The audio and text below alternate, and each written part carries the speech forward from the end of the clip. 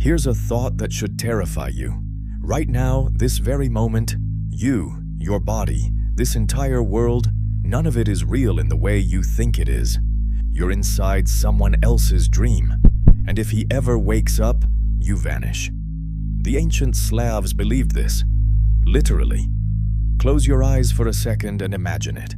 No sun, no moon, no earth beneath your feet, no light, no darkness, nothing but potential. This is where the Slavic universe begins.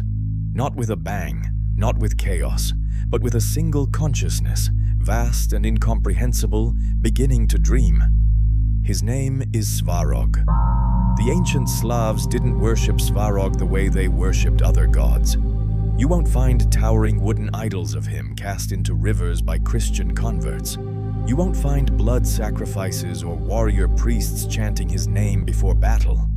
Because Svarog isn't a god. He's the god of gods, the primeval father, the architect who designed the blueprint of reality itself before reality even existed.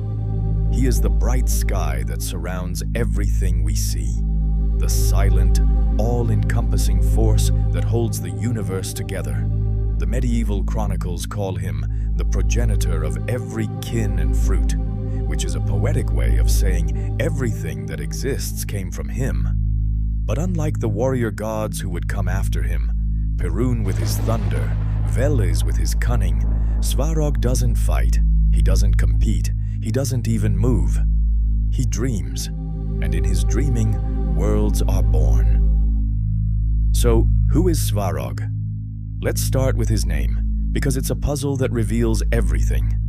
Linguists trace the name back to an ancient root, meaning the starry heavens, the celestial realm where gods dwell. Others point to an even older root meaning the sun, brightness, clarity itself. In other words, Svarog isn't just in the sky. He is the sky, the entire celestial vault, the cosmic canvas on which the sun and stars move.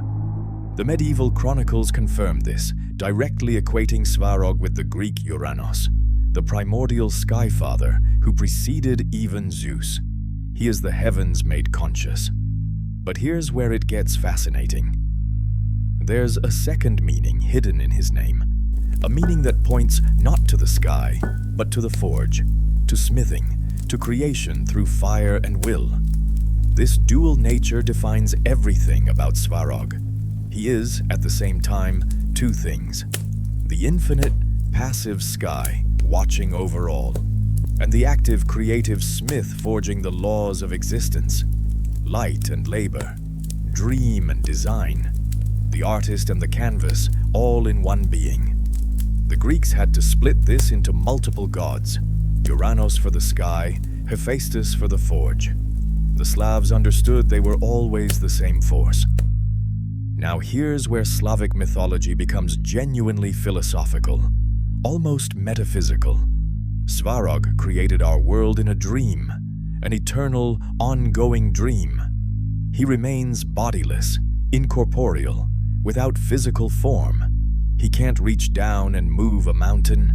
He can't walk among mortals or father children the way Zeus did. He exists beyond the material plane he created.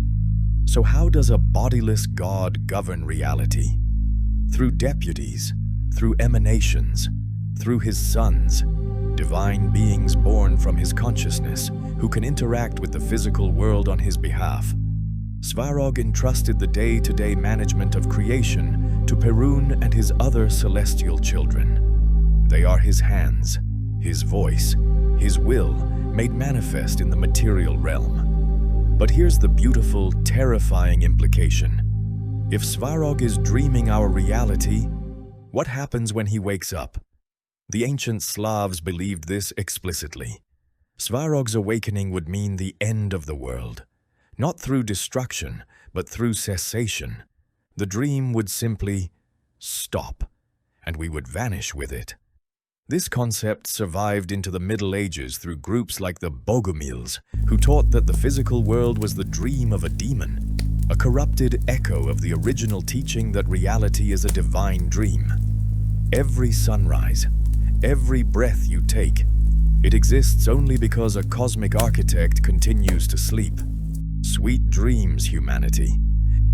And while we're still inside the dream, do me a quick favor.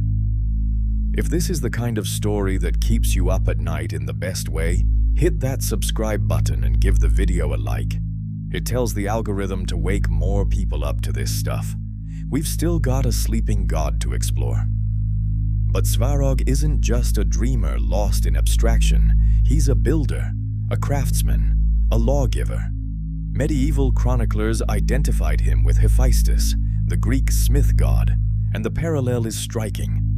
According to legend, during Svarog's rule, before he withdrew into his eternal slumber, iron tongs fell from the sky like meteorites.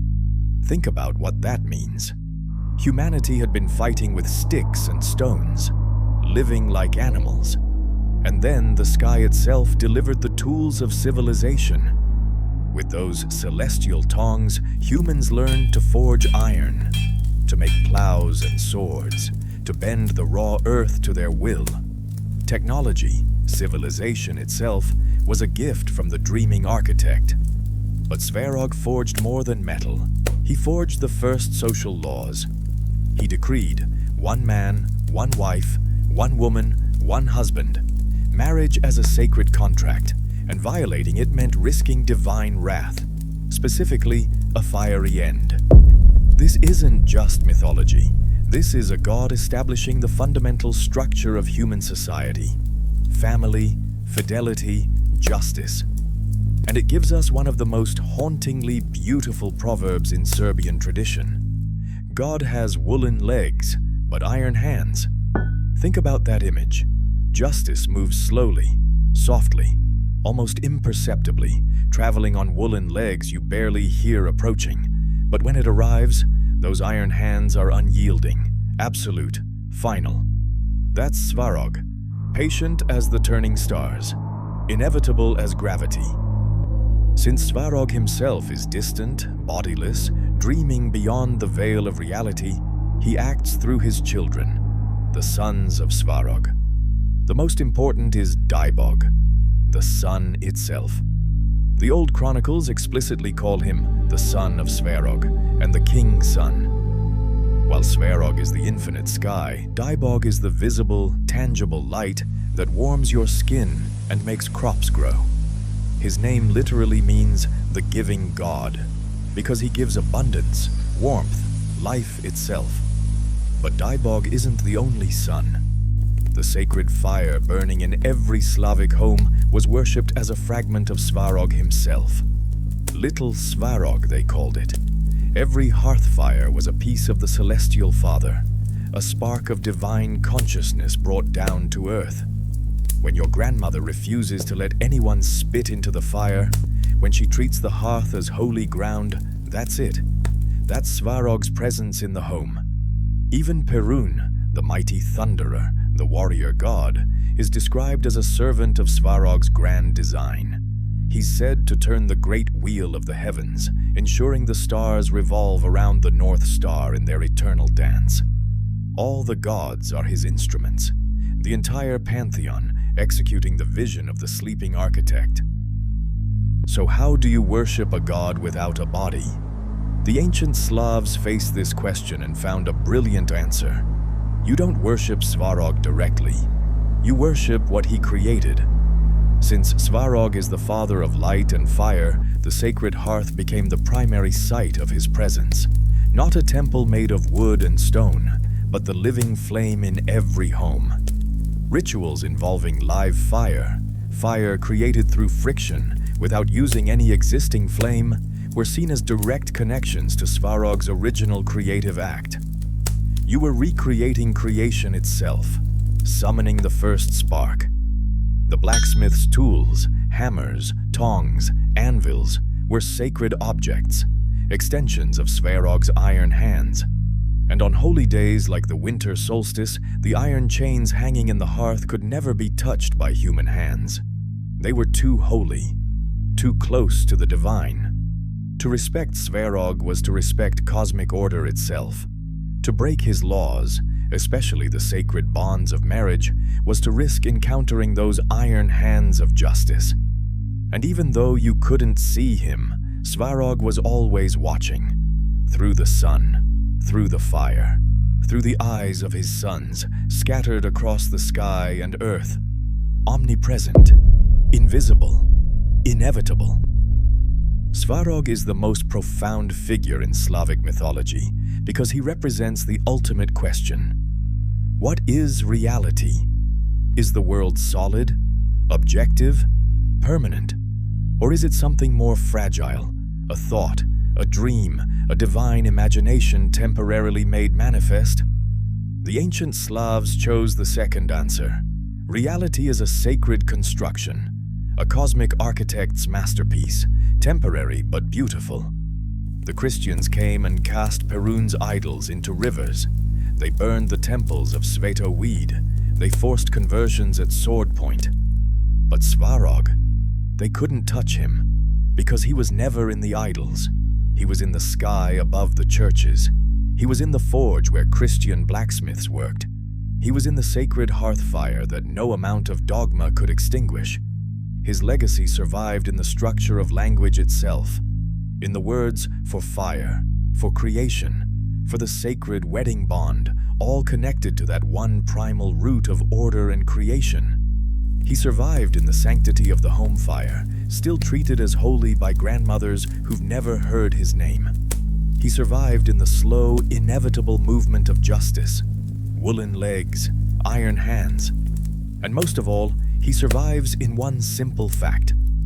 When you look up at the night sky, something ancient in your soul still recognizes what it's seeing. Not just stars, not just empty space, but the face of the sleeping architect, the dreaming God, the celestial Father who contains everything. Svarog never left.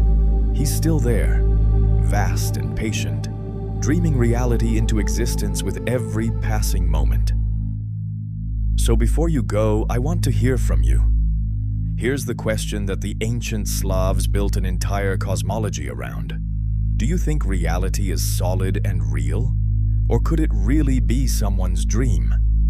Drop your answer in the comments. I read them all. And if you want more deep dives into the forgotten gods of the Slavic world, subscribe and like the video so you don't miss the next one. Because one day, maybe tomorrow, maybe in 1 billion years, he'll open his eyes. And when he does, well, let's hope we've been good characters in his story.